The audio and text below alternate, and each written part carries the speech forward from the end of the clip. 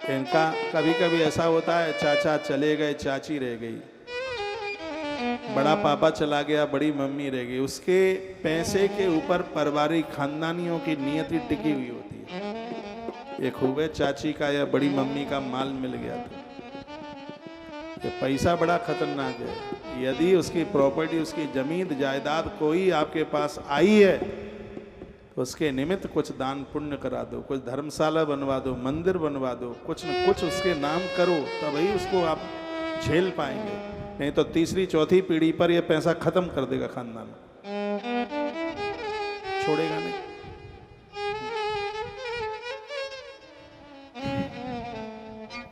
बोलो बांके बिहारी लाल की जय। श्री हनुमान जी महाराज की जय। जय जय श्री राधे श्याम।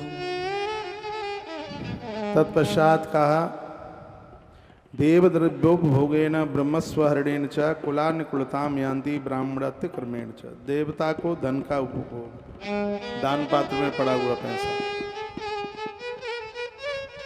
लिखा है। देवद्रव्योपभोगेन, जो देवताओं का द्रव्य, देवताओं के नाम पर पैसा आया, इसका कोई उपभोग करेगा। भगवान नारायण कहते हैं कि उसके कितने कुलों का नाश होगा मैं बता नहीं पाऊंगा।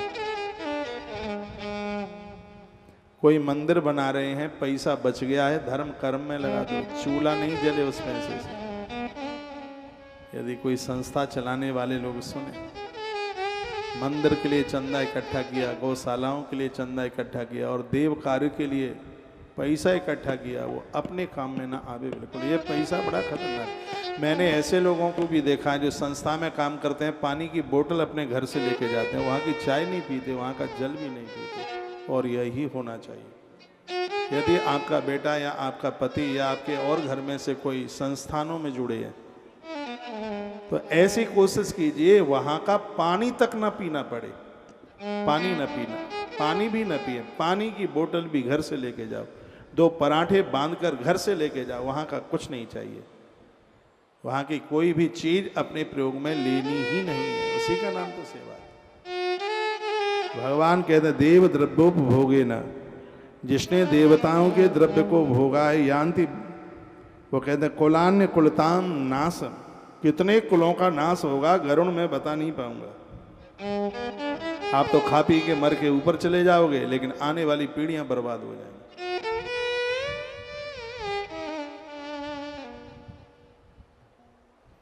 एक बड़ी सुंदर महाभारत में कथा आती है, यज्ञ के लिए, राशि यज्ञ के लिए बहुत पैसा इकट्ठा हुआ था, उस कोष का मालिक दुर्योधन को बनाया गया। तो भीम ने इसका विरोध किया।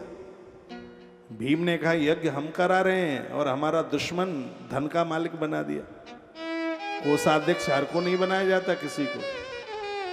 तो भगवान ने क्या जवाब दिया, इसलिए तो कथा की एक एक बात सुनने के लायक होती है।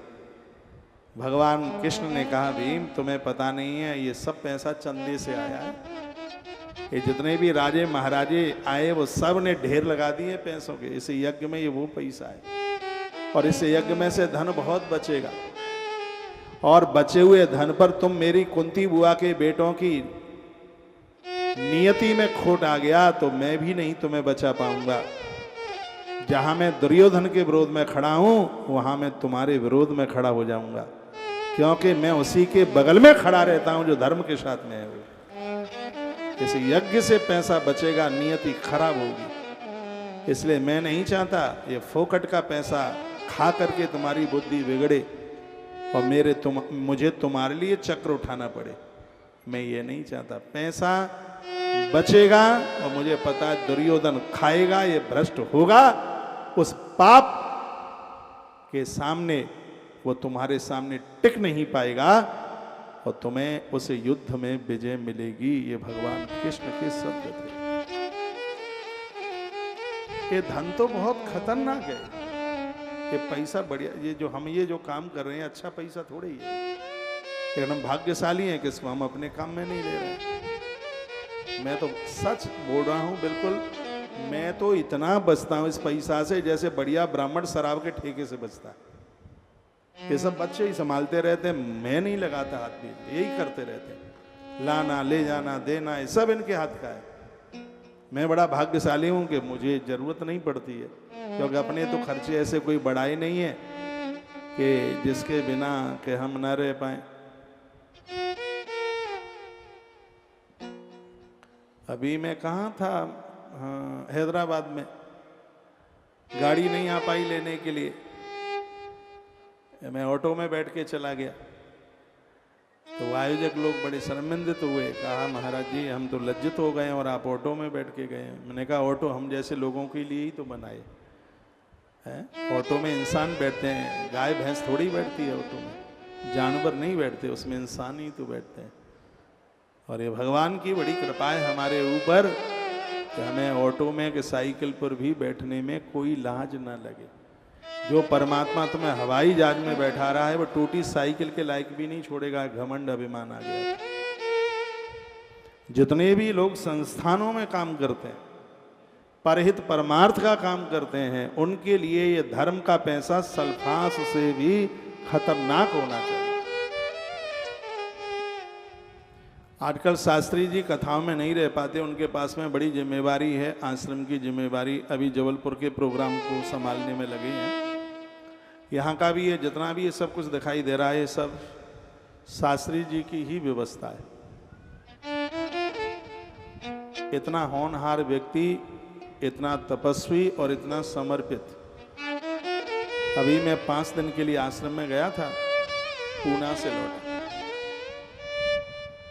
ये सब कार्यालय में बैठे, शास्त्री जी ने कहा हम तो महाराज जी की आज्ञा का पालन कर रहे हैं, नहीं तो इस पैसा को छूने का मन नहीं होता, सौगंध भगवान की, ये उनके शब्द थे। ये पैसा तो इतना बेकार है, हर समय कलेजे में धुक धुक पड़ी रहती है कि हरदम तकलीफ होती रहती है, वो पैसा ठीक है ही नहीं। हम बड़े बड़भागी हैं, भाग्यशाली हैं कि दिमाग में सोच तो आ गई है, ये पैसा खतरनाक है, और ये खतरनाक है, ये फेफड़ा फाड़ के ही निकलता है बात। हम हों, आप हों या कोई और हो, या भगवान कहते हैं जो देव द्रव्य खाएगा, देवताओं का पैसा खाएगा, उससे मैं भी बचाना चाहूंगा तो वो बच नहीं पाएगा। इसलिए जो देव मंदिरों से जुड़े हैं, देव खजाने से जुड़े हैं, ऐसी संस्थाओं से जुड़े हैं जो संस्थाएं परहित परमार्थ के लिए हैं, भूखे रह लेना, लेकिन ऐसे द्रव्य के उपभोगी मत बनना कभी। श्लोक बोल रहा हूं, देव द्रव्योपभोगेन ब्रह्मस्वहरणेन चह। देवताओं का धन, ब्राह्मण का धन एक नहीं अनेका अनेक कुलों का नाश कर देगा। उस परिवार की स्त्रियां बांझ रह जाएंगी, वंश वृद्धि रुक जाएगी, लोग अकाल मौत मरना आरंभ हो जाएगा जो देवताओं का पैसा खाएगा, ऐसा भगवान नारायण बोलते हैं। ये भगवान नारायण के वाक्य हैं। मेरी आवाज चैनल के माध्यम से पूरी दुनिया में जा रही है। बस इतना ही ना समझ लेना कि हमने घंटारी बजा दी और आरती उतार दी और हो गई हमारी पूजा। कर्म हमारा अच्छा कुल के पाप को धोता है, हमारे कर्मों में सुगंधी होनी चाहिए। जिंदगी जीने में लापरवाही मत कर बैठना।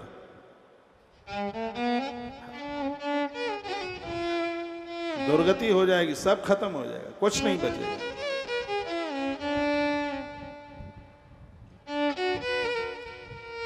वैसे तो सजग समझदार व्यक्ति है, वो चंदा वगैरह के तो पैसा से बचेगा ही, देवताओं के द्रव्य से तो वो बचेगा ही। भगवान नारायण का संदेश हम लोगों के कानों तक पहुंचा रहे हैं। इससे बचने की पूरी कोशिश कीजिए, भरकम प्रयास कीजिए। भगवान कहते हैं कितने कुलों का पतन हो जाएगा मैं बता नहीं सकता। स्त्रियां उस खानदान की बांझ रह जाएंगी, बच्चे अकाल मौत मर जाएंगे। जिसने देव द्रव्य खाया, ब्राह्मणों का धन खाया, वैदव्य नारी का पैसा खाया, बचेगा नहीं, कुछ भी समाप्त हो गया।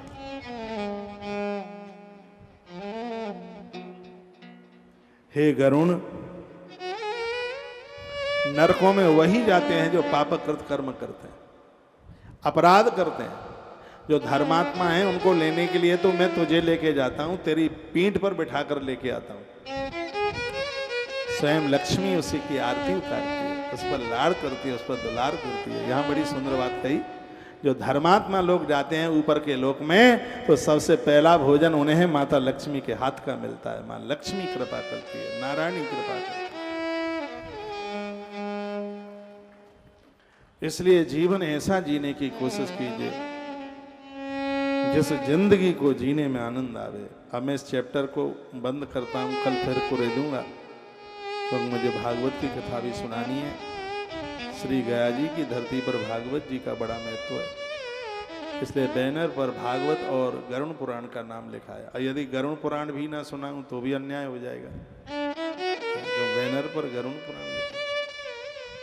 एक बात मैं और आपको निवेदन करूं, ये सब जितना चल रहा है वो एक तरफ है, और गरुण पुराण का एक आध अध्याय सुन लेते हैं वो एक तरफ है। इतनी बड़ी उसकी महिमा है, इससे पितर तृप्त होते हैं, पुरखे तृप्त होते हैं। तो इसी में लिखा है, भगवान नारायण ने गरुण को कहा कि वक्ता के मुंह से जब पितर कथा सुनते हैं तो वो जल नहीं, वो अमृत पी रहे होते हैं, उतने समय के लिए अमृत का पान कर रहे होते हैं।